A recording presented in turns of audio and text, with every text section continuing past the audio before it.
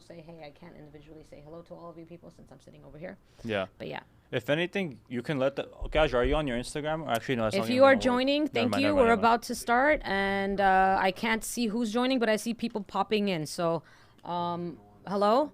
I just can't acknowledge every single person coming in. And we're going to start here in just a minute. Okay. Yeah, guys, by the way, if you guys get questions, just ding Kaj in the chat thing. Yeah. Okay, so I think we're already live, so yes. I hope you guys saw the behind-the-scenes footage there. Okay, we're joined today at Nova Lab Studios in downtown by Kristine Kumuryan of Kandid Koffee. Kristine, thanks for coming. Thank you. Thank you for inviting me. I feel like it's been weeks since we talked about like we were going to do it. We were going to do it. I'm happy to be here with you. I'm happy to be with a fellow Armenian host. Thank you for letting me just chill in my shirt and sweatpants. It's nice to not be in heels. Kick back, relax, talk, be completely honest.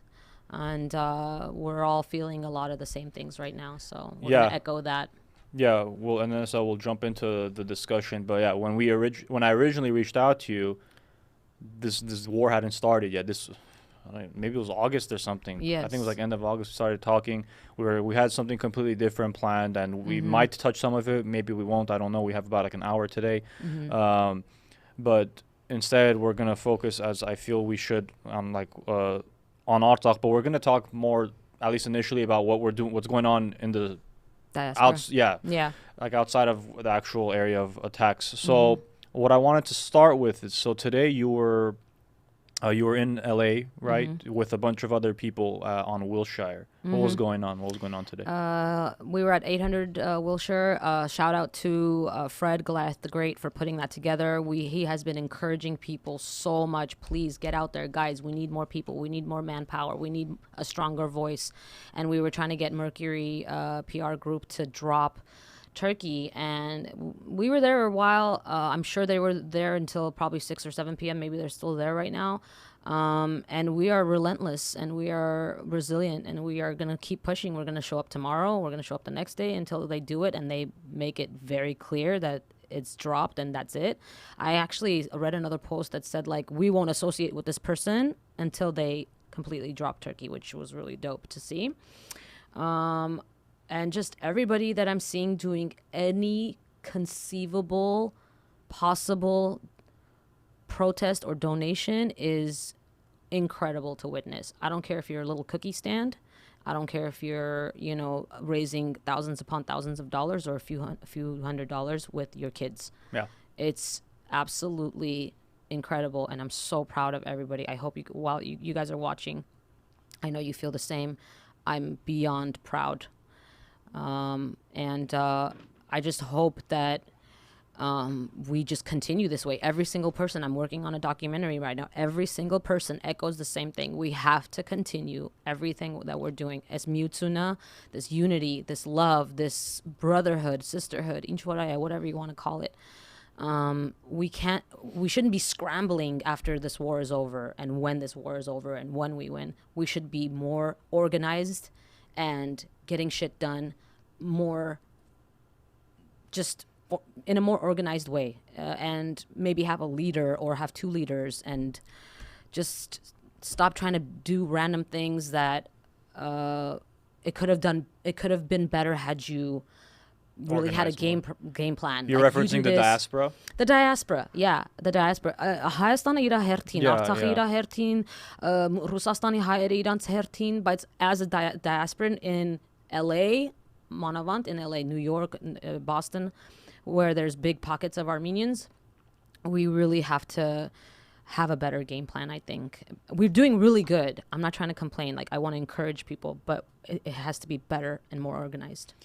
Yeah, one of the things that I had heard was like there's like different groups that are obviously organizing their own stuff, which I think is fine. But then I think what ends up happening is when you have different voices that are like individually setting up their own thing, and then they kind of end up merging in like wherever the gathering is.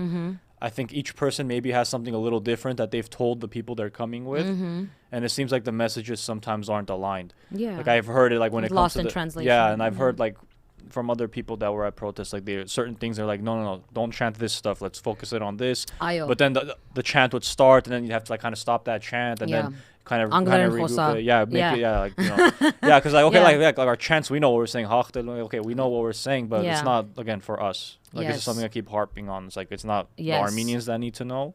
We're trying to get the people, which is majority of the people that are not Armenian that don't know. Right, of course. And that's just one tiny thing. Like, guys, let's speak Armenian. Let's have a set message. Let's not say Artsakh is Armenia. Let's say recognize Artsakh. Simple little things that convey a correct, factual message of what we're trying to get to.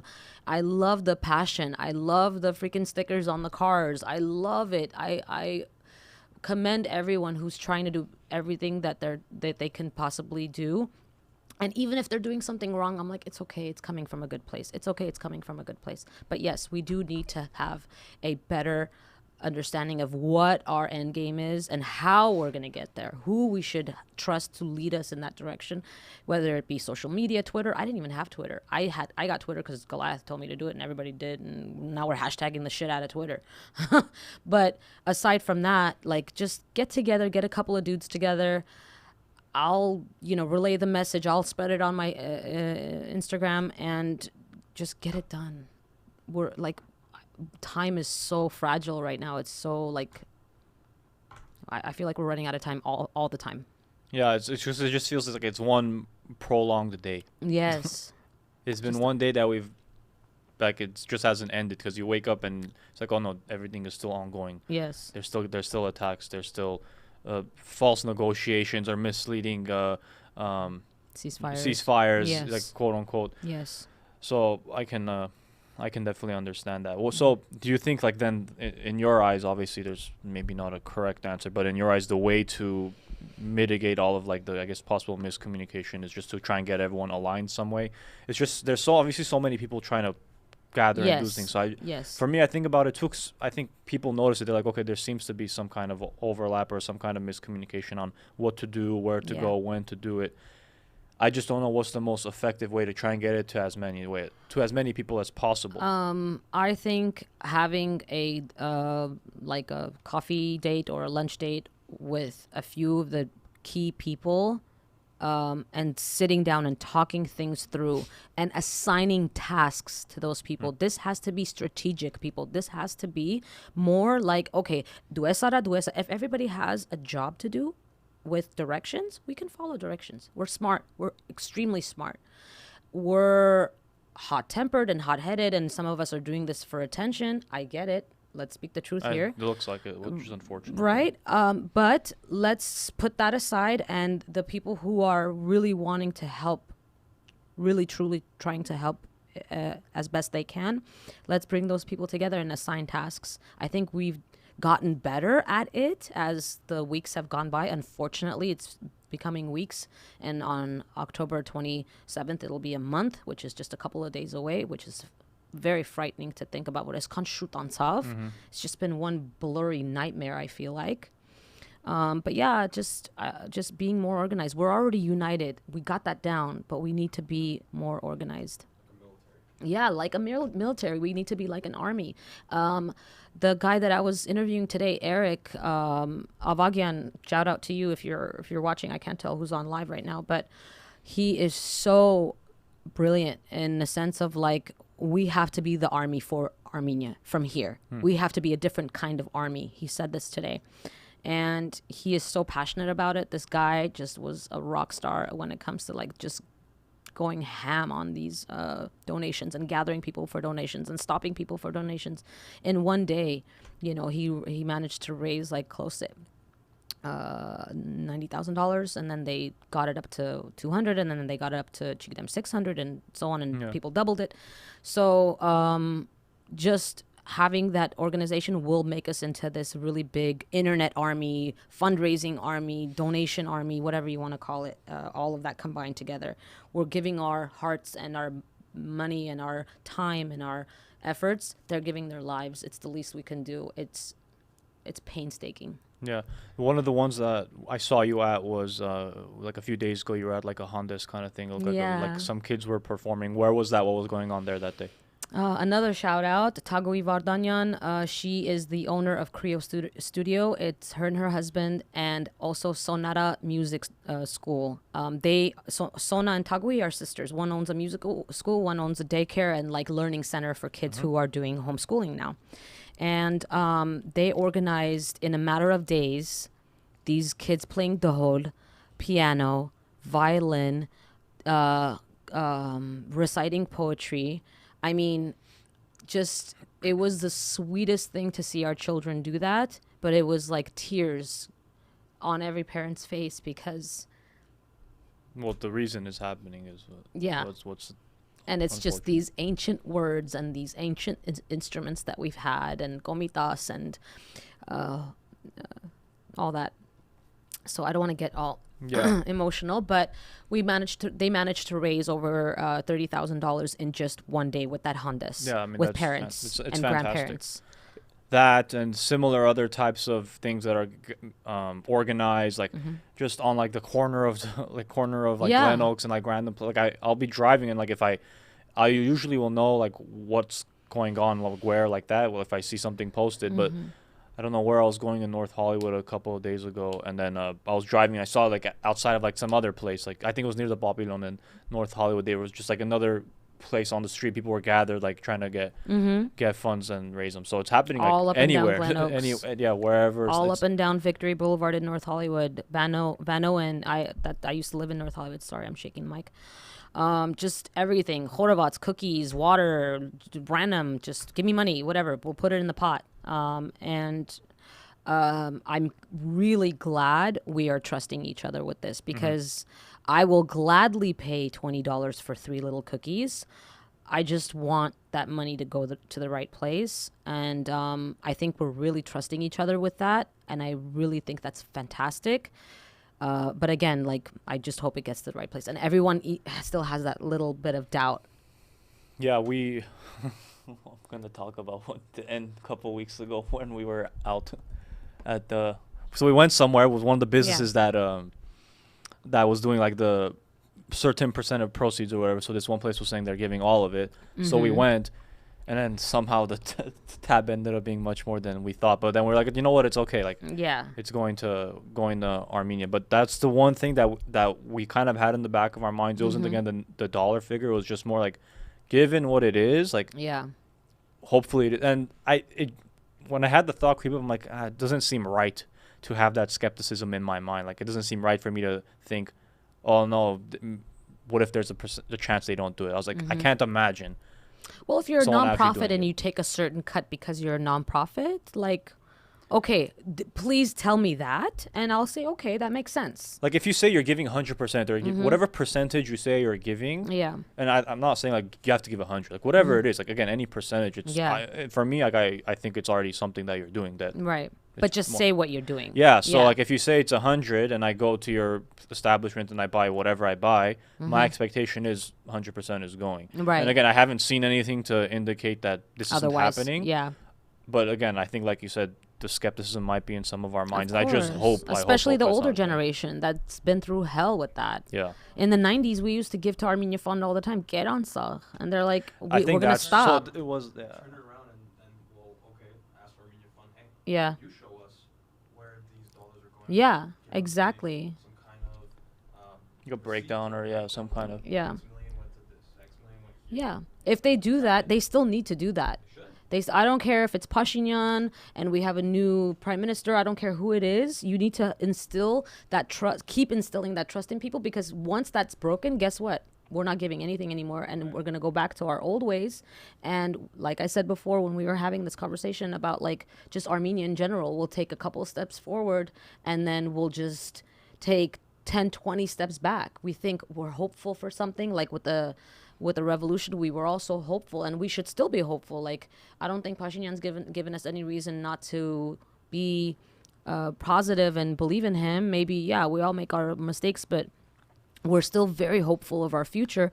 But this happens, and we're like, shit, we just finished building, not just, but it was pretty damn recent that, like, Stepanakert was flawless and beautiful. Now it's fucking ruined, and we have to rebuild it again. Then we have to rebuild other parts that they bombed, and churches and schools and hospitals, and that's money going in when we had already done so much. And then we have to start from zero, or start from, 50 or 20 or whatever percentage you want to, use in this analogy.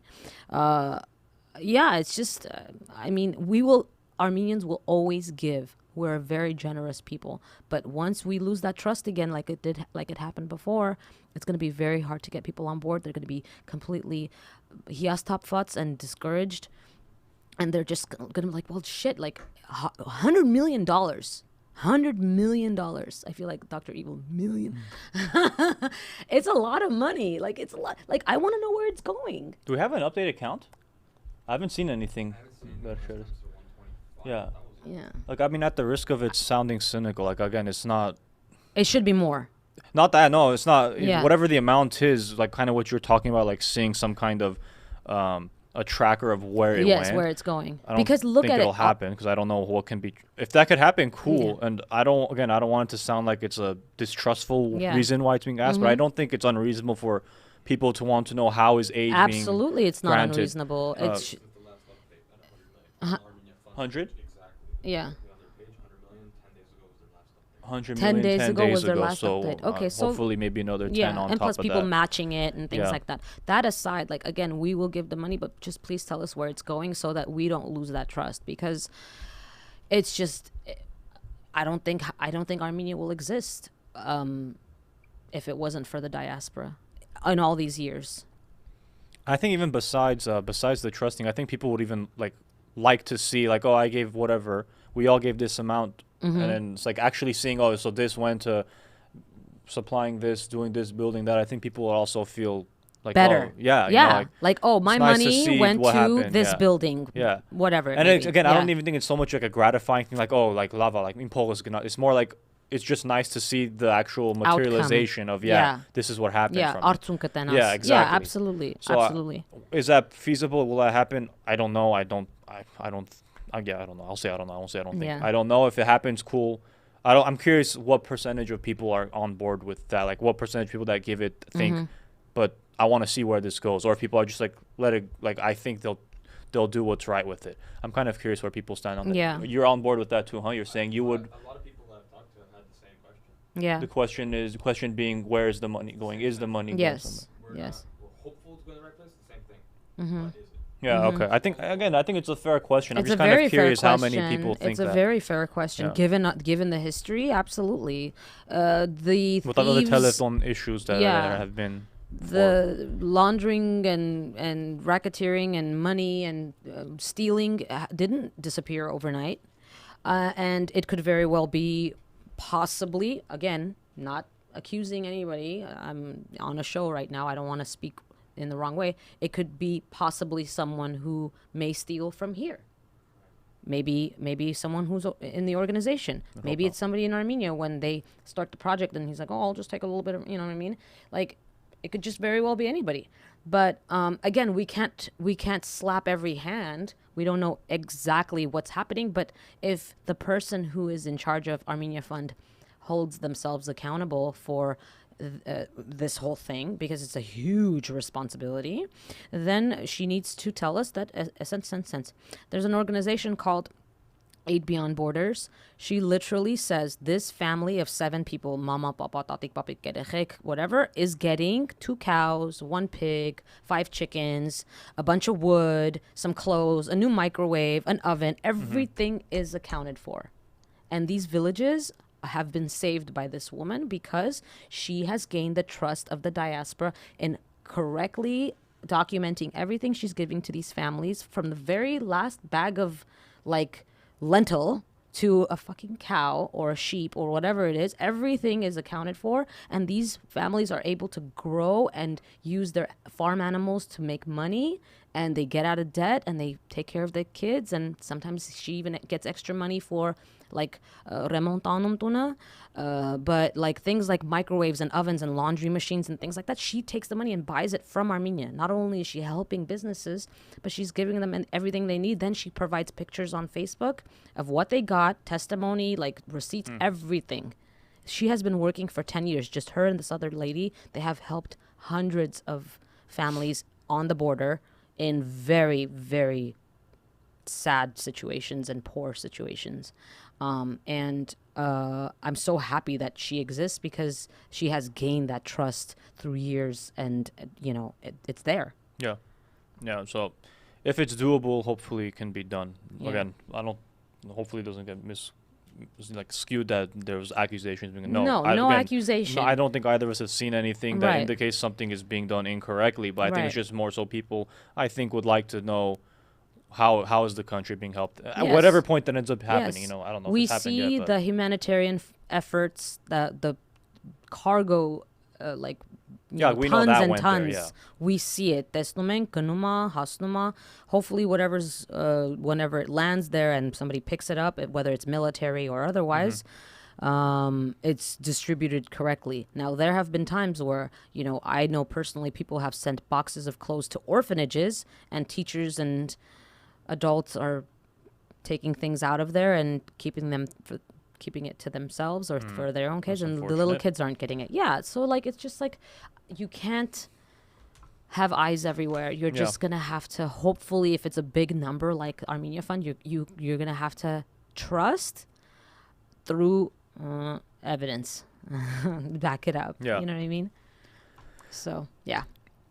Okay, so let's talk about so all these different efforts have been going on, the stuff in LA, across the states, across the world, other countries as well. So I guess to bring it to what you've seen here, is there anything that you've seen that you feel like could be improved on, whether it be in the organizational efforts or whatever maybe? Is there something you've seen that you think could be better to just improve things more? Well, I mean, honestly, we've been doing the April 24th march for as long as I can remember. I've been here 30 years. Vorasem, it's helped. Maybe Vorasem, it hasn't helped. No, I can't say it hasn't helped. We did last year, the House and Senate, we had a little bit of movement. I just wish that we could orchestrate something different. We've been doing those marches every year on April 24th, and we're very united, and it's great to see our kids and our moms and dads and everybody get together and walk and go to the embassy. But chances are no one's there at the embassy. And possibly even, we're doing it just, everybody knows, all the Otar people know, it's April again, here go the Armenians, blah, blah. Okay, that's fine, we can still do it, but maybe change things up a little bit. Maybe this September 27th should be our new April 24th. We don't have to let go of April 24th. I'm just saying, this is really, we're not just saying this, people. This feels like another genocide trying to happen, trying to take place.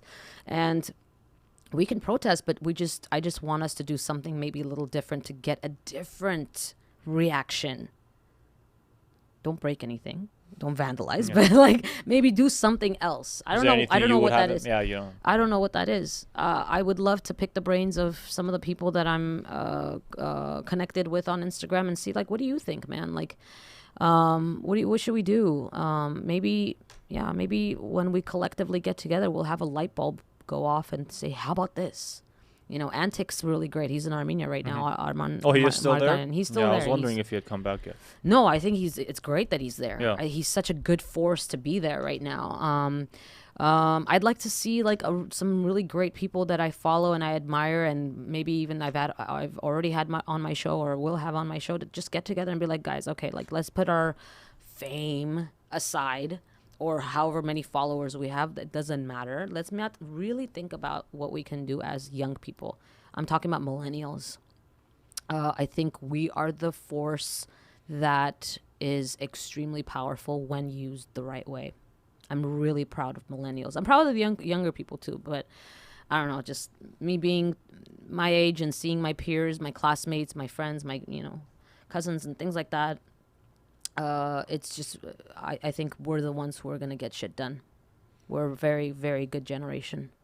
We still have that Armenianness because we just got here when we were little, and our parents instilled that love and Hayden Khosa, go to Armenian school, heritage, all that stuff. So it's still fresh. I think that's why we're so passionate. Yeah, and even like the ones that like, I was born here, but even that like I still hear those same things. Yeah, So, Hayden yeah, Khosa, yeah. exactly. I still hear like I see it's not to me anymore. I learned, but like to like other people, like other like younger cousins, like Hirikatsi Hayden Khosa all the time you'll hear, and it's not like in a malicious way too. It's no, they for just that want same you reason. to preserve it. It's exactly. I have children. I have exactly the same thing, and I sound like my mother or my grandfather. But you just want to preserve it. Yeah. It's so fragile. We are very fragile in that sense. We just want to preserve it. What about you? Do you have anything you would like to see, like maybe improved in what's going on? You've gone to some of the protests. Anything? I think it's just the action because I mean, despite what's been happening this last 4 weeks, we've seen a lot of action, a lot of unity. But my fear is that it's only for this time, because every year, like you were saying, I think that's a good point. Someone else on Instagram about the same thing about the 1915 march we have every year. Yeah.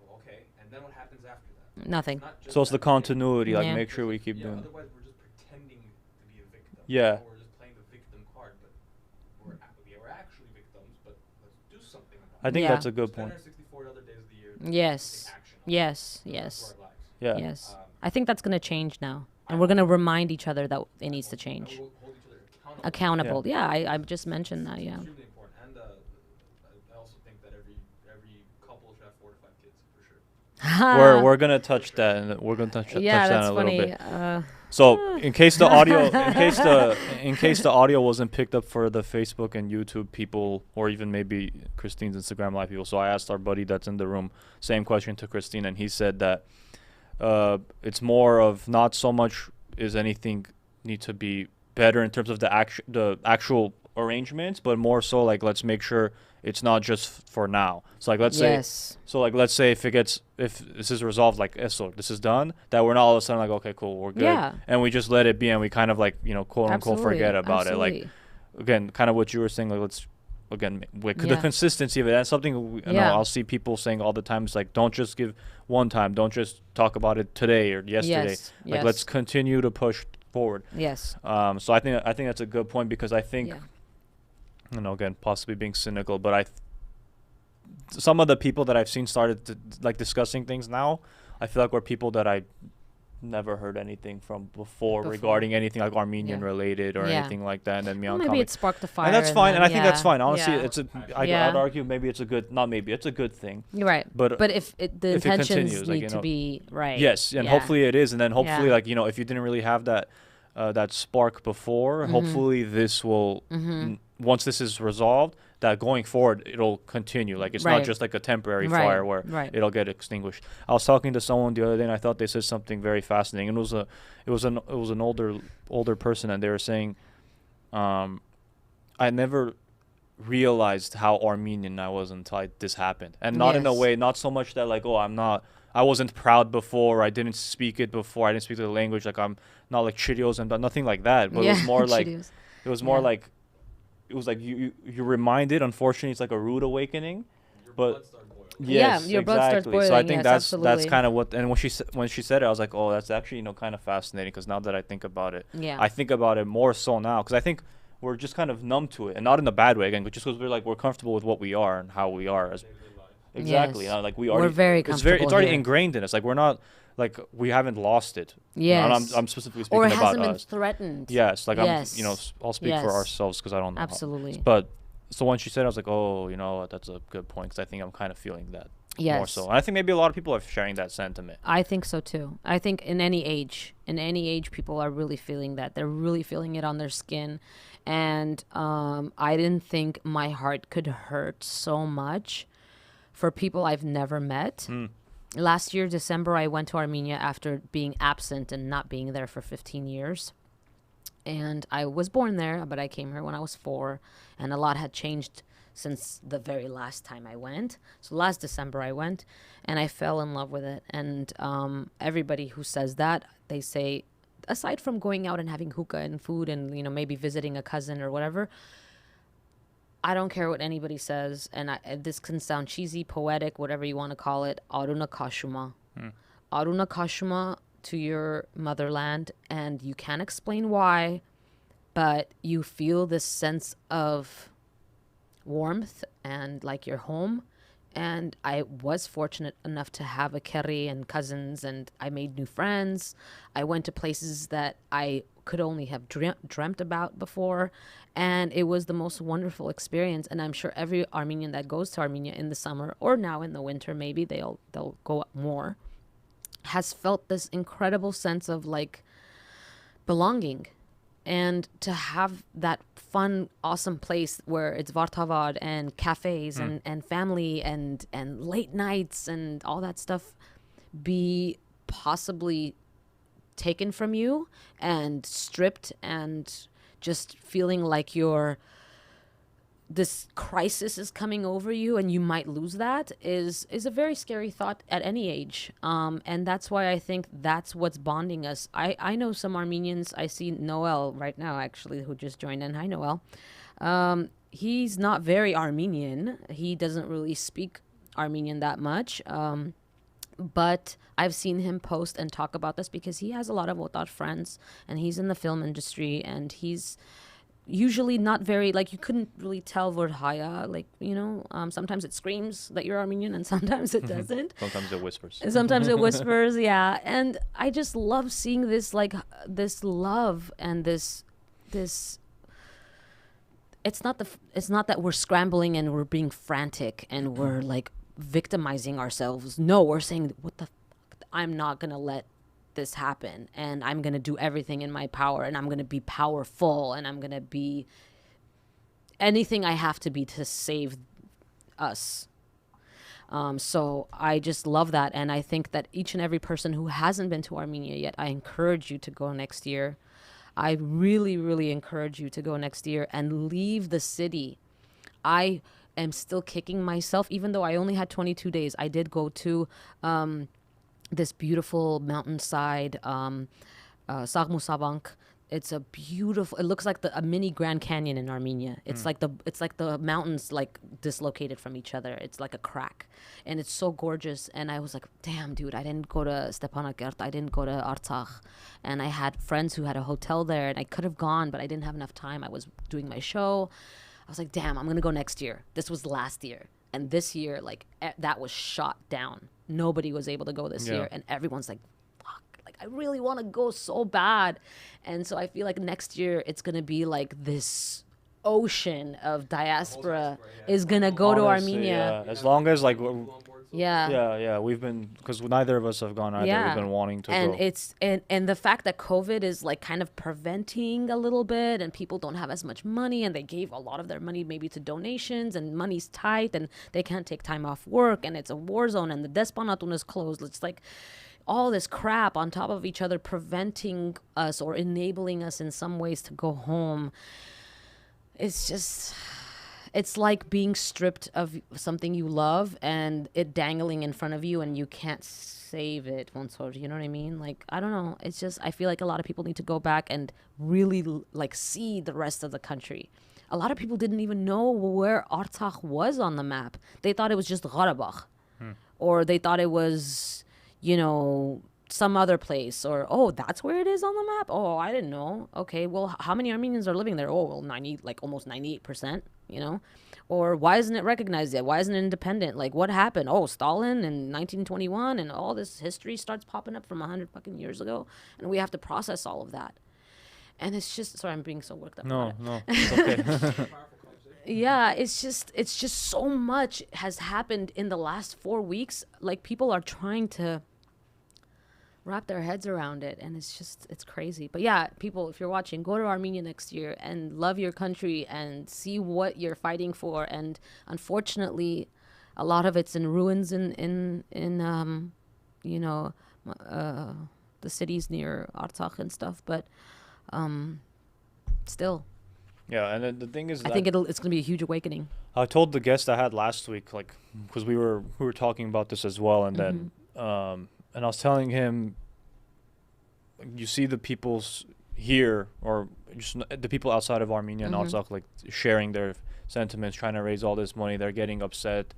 They see any kind of news where, like, any kind of misinformation being directed from Turkey or Azerbaijan, and everyone gets like really upset. Right. And I was like, and I remember one time I caught myself in one of those moments. I was like, imagine like we're feeling this, like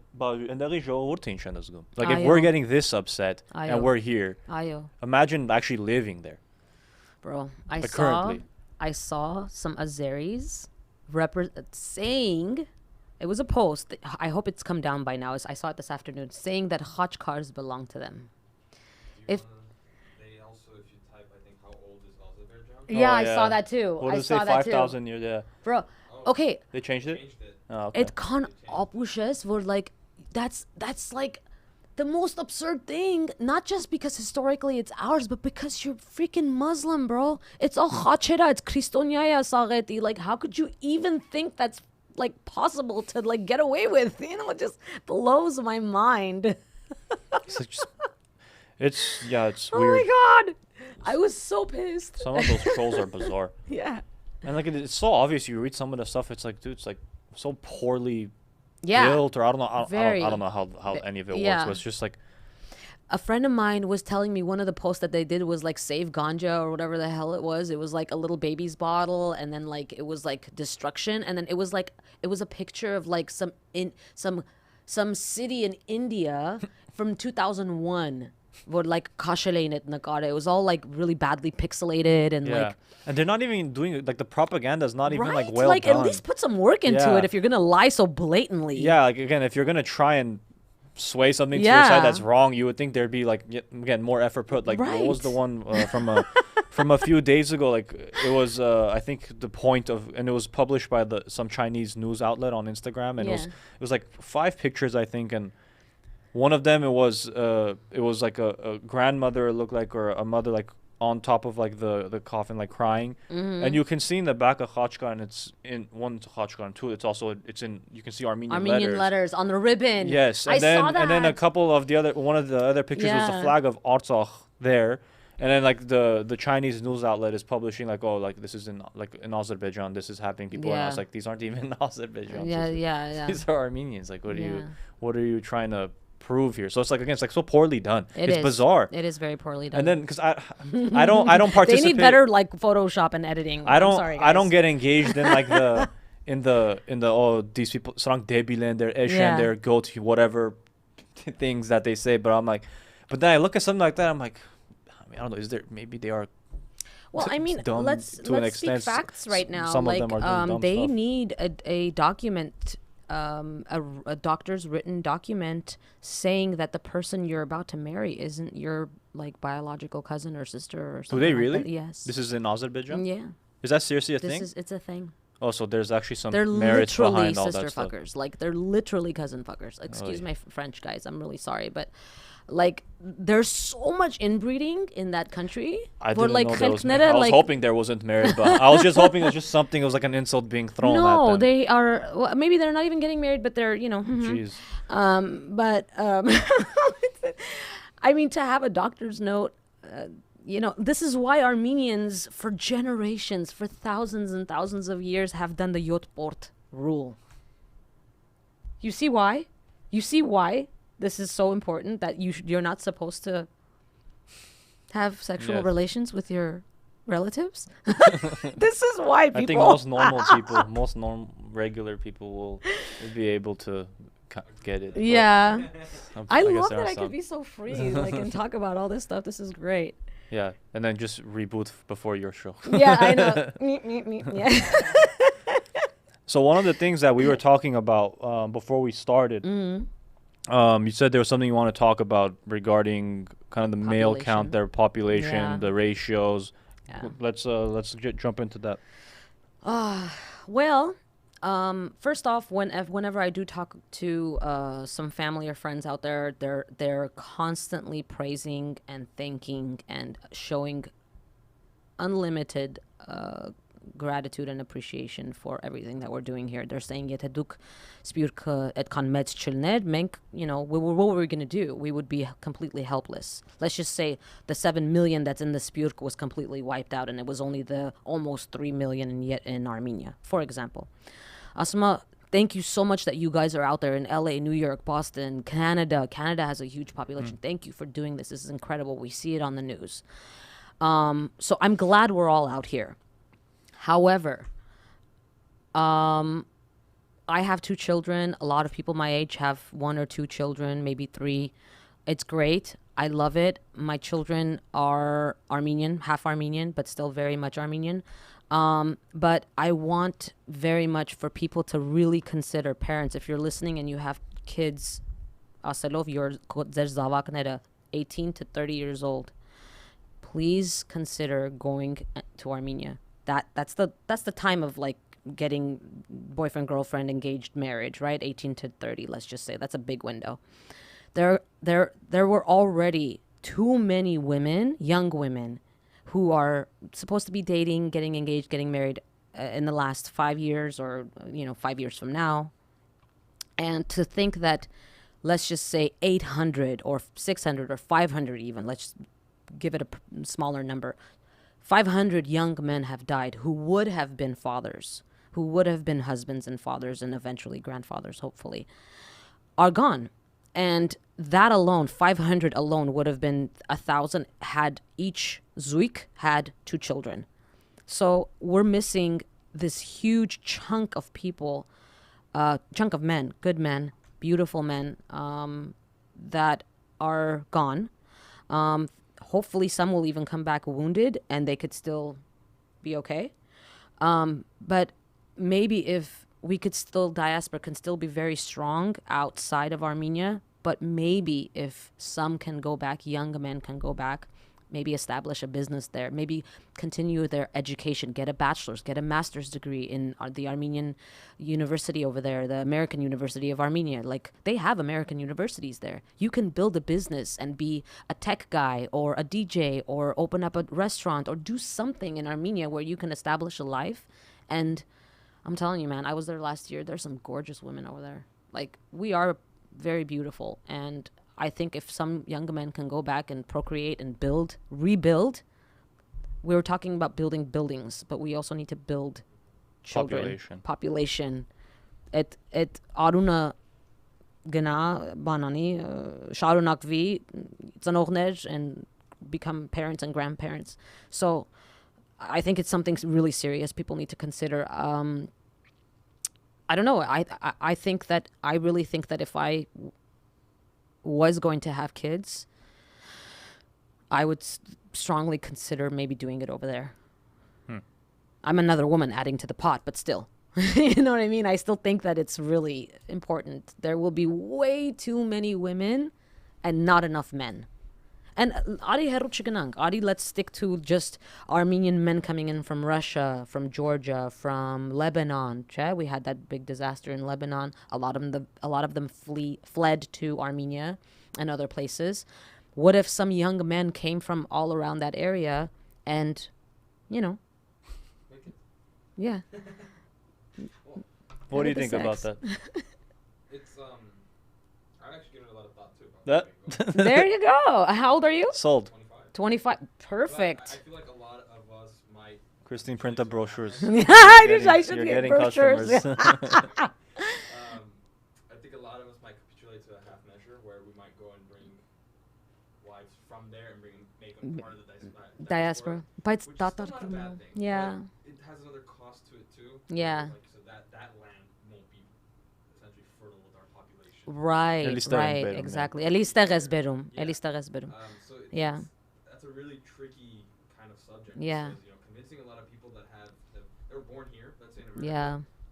They're half American in that if you conceptually. Right. We have different technically, mentalities too. technically Yeah. they are. So Yeah. Your values and your mindset is a little bit different. Yeah. But I think you're right. I think it's extremely important that we procreate. I would just say generally. Generally. At the Yes. very least. Yes. Because we want to turn our 11 million population to 23. Yes. Then 48. And Yeah. then 68 or then 70. Whatever. Get Yeah. to a point where we're prominent in society. Yes. We're not a small little fraction of it. Yes. Yes, I absolutely agree. And we have been populating and populating. And I couldn't believe the amount of Armenians that I saw on social media in Canada, in Spain, in, there was a bunch of Armenians in Argentina as well. They were protesting. So many, Australia. It's great that we're out there. But like, Eli Datarkvuma Hayastana. Hayastana Datarkvuma. And now even more losses. And since 1992, imagine how many thousands of men have passed, and there's still too many women, which is great. Like, great that we have a lot of women, but eventually those women are going to need mates, and it's just something to think about. I can't force people to go. Like, I can't make it a campaign. Like, I mean, I just want people to really think about the hey, what if I can make some lucrative business in Armenia? You could help the economy. You can, start up something. Maybe you can do 6 months there, 6 months here for a while. See how your life goes. You never know, but at the very least, really think about it, because now I have not seen so many people post and say, I gotta have kids. We're like panic mode. We're like survival mode right now. So I'm gonna respond to that. Yeah. I'm gonna respond to that. Go Mormon? Not a bad idea for right now, honestly. There's a lot of women to go around.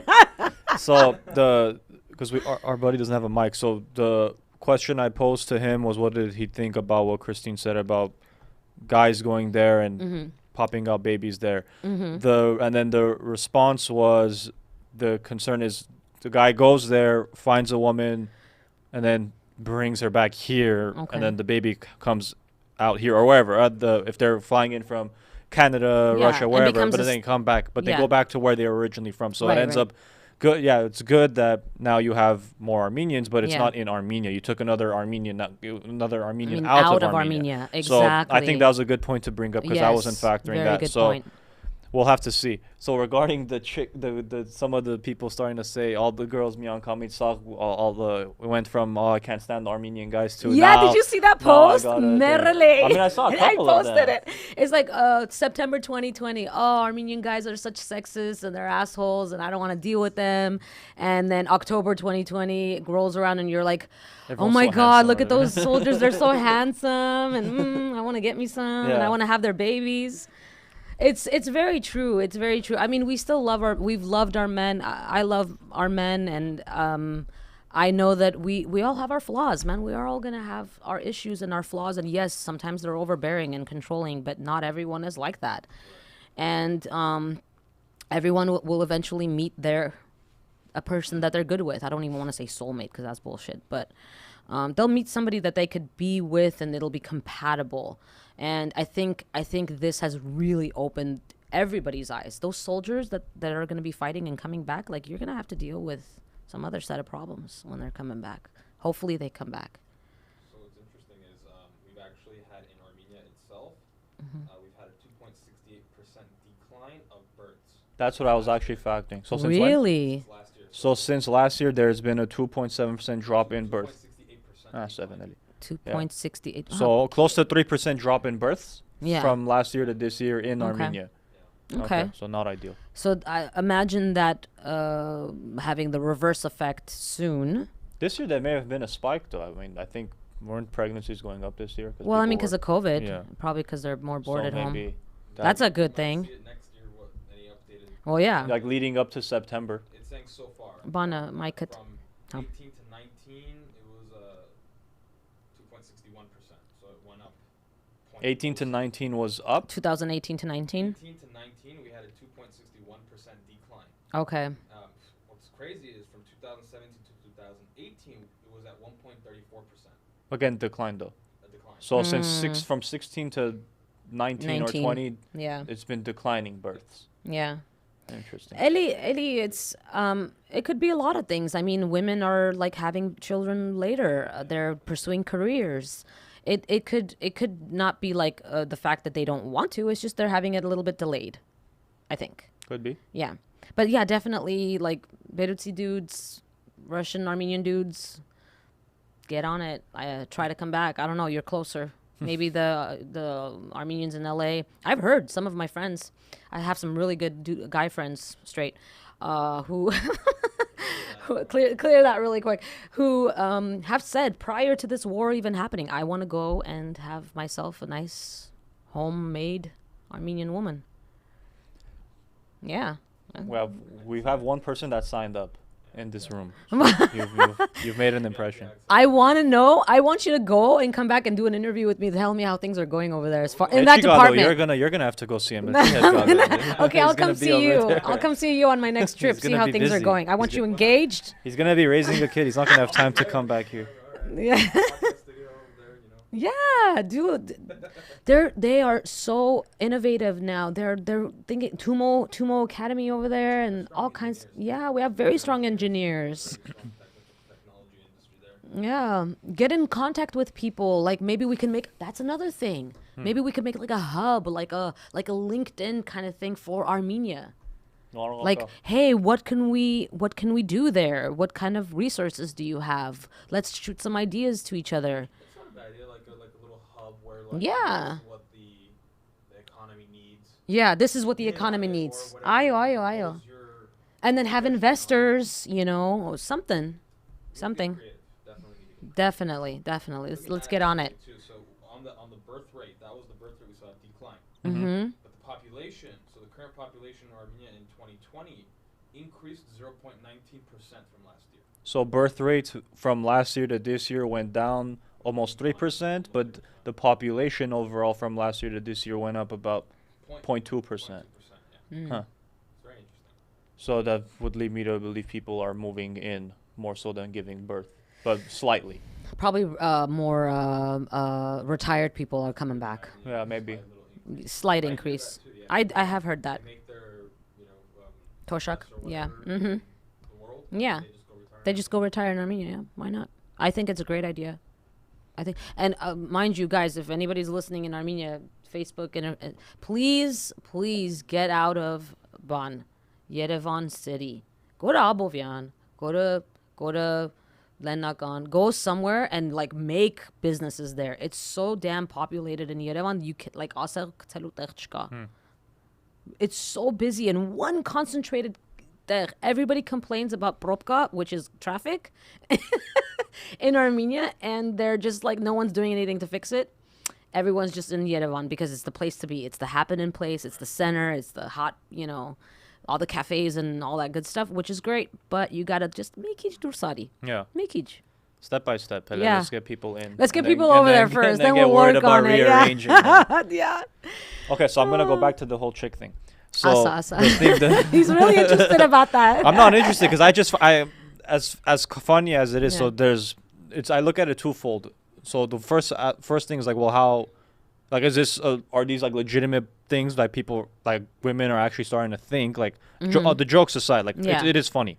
But like the joke side, are people the kind of how we were talking about? There was a spark in people that maybe weren't as vocalized about them being Armenian. Are we all? Is this a legitimate spark in some women where it's like, okay, that we want to have babies? Yes, that and specifically with Armenian, having babies is one thing, but having babies with another Armenian is also another thing. And what's funny, and I'll tie it with something my guest said last week was.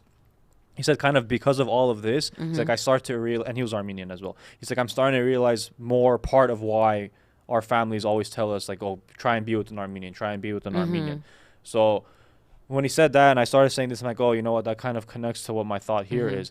But now, again, it's like, okay, so is it a legitimate spark all of a sudden in them? And if it is, it's like, is it sincere? Like, can someone like actually interpret that as being sincere, or is it just like obviously when this gets resolved, then it's going to go back to same thing? Okay. So I was talking to Edith Alaverdian, who is a psychotherapist, marriage and family therapist. This is facts, people. Again, yes, I am tapping into sex right now, but let's be adults and break it down for a second. What happens after war? Baby booms, right? Lots of soldiers coming back, bang, bang, boogie, whatever. You miss them. But aside from the fact that you miss your lover or boyfriend or husband or whatever he is, there is an unexplainable human nature to do that with someone, especially in such a fight or flight situation in such a desperate and devastating situation. Our first instinct is to become very animal-like, and so that is gonna happen, and I think it's great because everybody needs it. Number one. Number two, and then a baby boom will also happen. And then lastly, That's over there, though. right here we're feeling that. Here, it's the American Armenians that are saying it, though. It's I'm not the talking people to women here who are okay. saying like, "Damn, bro, like I had a kid, or I have maybe two, but my little biological clock is the alarm is getting louder and louder, and I really want to have another kid. I don't know why. It's just this instinct." But that's the thing I wonder, is that instinct just because of now? Again, because of the fight or flight? So yes, I once have it's women done, who said I so will once it's never done, have it's done. kids again. But so let's say they don't have it now. It Yeah. doesn't happen now, right? Like they're married, they have a boyfriend, whatever. So they don't do it now. They sit on that feeling. The war's done. The feeling fades away. So was it a sincere feeling, or was it just a momentary thing? It was. You get what my point is? It was a passionate thing. It's we react with passion. Even they say I killed him in a moment of passion, or in a moment of passion. Right? We have our instincts. We have our feelings. That feeling very well may linger for a while because of the guilt that we feel because of all the people we've lost. You kind of put that guilt upon your shoulders, like, damn, all those people died. There could have been X amount of children born in Armenia had they not died, right? So you're kind of putting that pressure upon yourself and saying, love, maybe I can have my third child. When they were good with two. Like, I'm good. I have 2 kids. Even if it's 2 boys, 2 girls, whatever it may be. Like, I'm one of those people. Like, I have 2 kids. I don't want any kids. But there are some women who are saying, I'm seriously considering having my third child. And I mean, they could conceive and then they might have different feelings. Who knows? Hopefully not. Hopefully not. But some people, that feeling lingers and stays, and you want to. You're like really adamant about it. You're like making it your duty to like have another one, and that feeling doesn't go away. There are some people who wanted to have a kid, war or not war, and then maybe some hormonal changes makes them question it. Maybe, you never know. It's just life. Yeah. So, but I think it's great if people want to have more kids, even if it's here, because eventually we're going to go back and visit and possibly even like venture out into school or work, maybe. But Eli, it's something if we have kids here. The guy that I was interviewing today, it was so cute. I have to say it because it was so adorable. He was the guy that raised all the money in front of John's, and him and his friend Mano. And he just had a baby boy 5 days ago.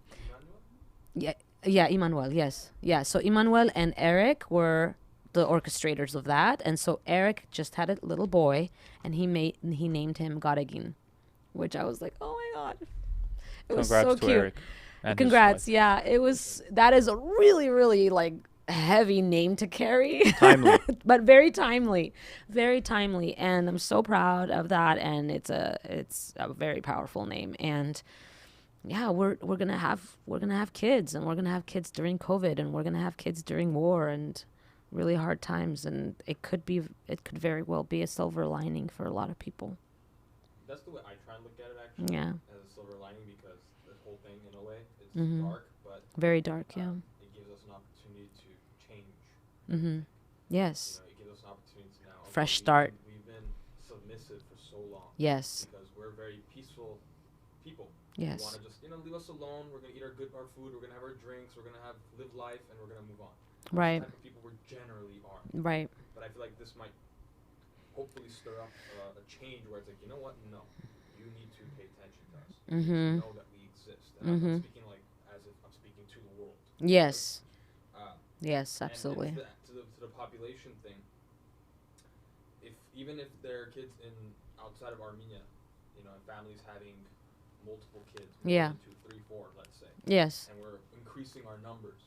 There's a very good chance that, like you said, a portion of that larger number might end up going back. Ayo. They might just like, you know what, like, we don't know what America, Canada might do that changes what, like, just like we we have changed thoughts of having another third kid, we might also have a change of thought of where we live. Exactly. And Opres. if we're open to Opres. that, I Ayo. think we'll see Yes. a positive Outcome. outcome. Yeah. In any case, babies should be made, whether we're here or there. And yes, life can take you in all directions.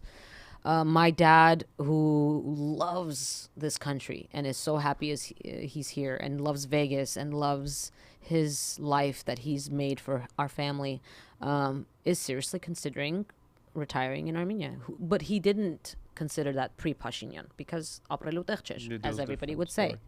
So again, the government changed. I hope it stays great. Oh, my live just went away. It's been an hour, that's why. I hope it stays this way, but at the same time, you never know where life will take you. Can I save it? Press. Thank you. I wanted to save it. Are we good? What time is it? It's 8:30. Okay. If you want to finish what you're saying, we'll wrap it up. You want to continue? You know, it's fine. Yeah. It's perfect. Yeah. So, with that said, like, I just love everybody. I want everybody to continue the way we're doing right now and be good to each other and be nice to each other. And hopefully we can get through this and build better, bigger, stronger. Agreed. Okay, Kristine. So on that note, we'll wrap it up. Thank you for coming today, people. So you can they can find you on YouTube, Kandid Koffee With the K, both letters. K, Kandid, yes. Kandid Koffee, Koffee, and Chris. And then Instagram is vintage_KRIS. Chris KRIS. KRISS. Yes. We'll put it in the box too, just to be sure. Thank you, guys. I enjoy all the cameras. You have one here, one here. I'm trying to look. I was looking over there and then I was looking over there. But yes, thank you for having me. It was great talking to you too. I love the really good conversation we had going on. I'll come back and we'll talk some more, hopefully with better topics and better news. Yeah. But it was a pleasure. Thanks for having me. Bye-bye. All right, bye.